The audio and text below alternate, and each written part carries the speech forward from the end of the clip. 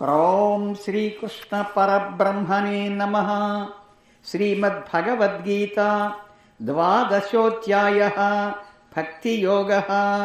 అర్జున ఉవాచ ఏవం సతతయుక్తా ఏ భక్తాస్త్వాం పర్యుపాసతే ఏ చాప్యక్షరమవ్యక్తం తేషాం కే యోగవిత్తమాః.